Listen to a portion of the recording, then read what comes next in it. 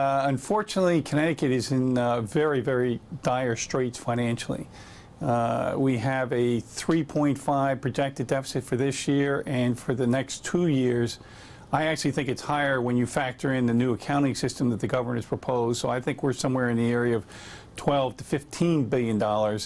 And we are really, frankly, broke, and we have to really structurally start doing something different to get ourselves back on solid footing financially. Well, first, I want to applaud the governor for giving an honest proposal. He did not use any gimmicks.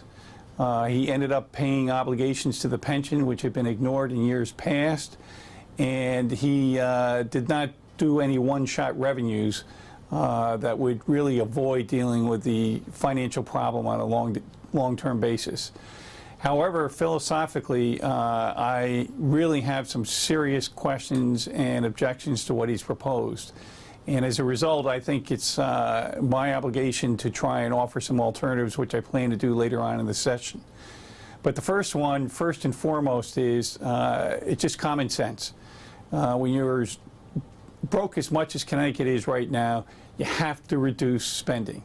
And I don't believe he's made the case that spending has been reduced enough, and I think we need to take a harder and longer look at what else we can do to reduce spending. We should be asking, what's the new role of state government with its limited resources? What can we be doing? What's our core mission? And what can we do well and afford to do and deliver to our constituents?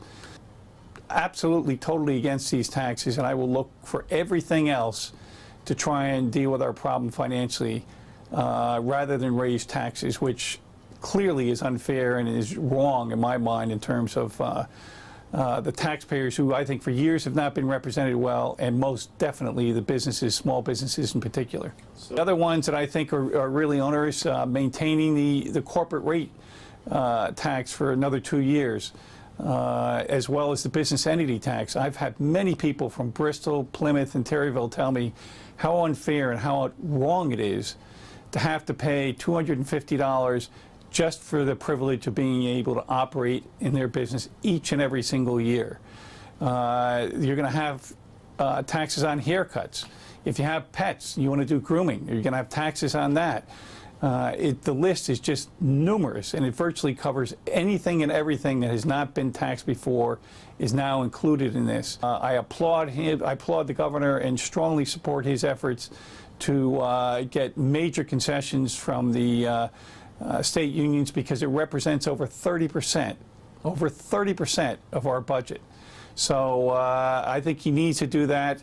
And then the other part that I really don't agree with is, if you're broke, you're broke. And the proposed budget he has for the next 2 years, in fact, raises and spends more money than this year and the year before.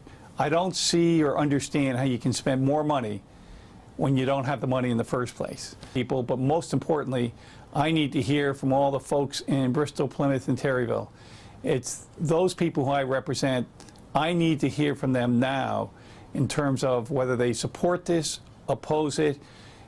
If they're just quiet, well then I think they can see what's going to happen to them. So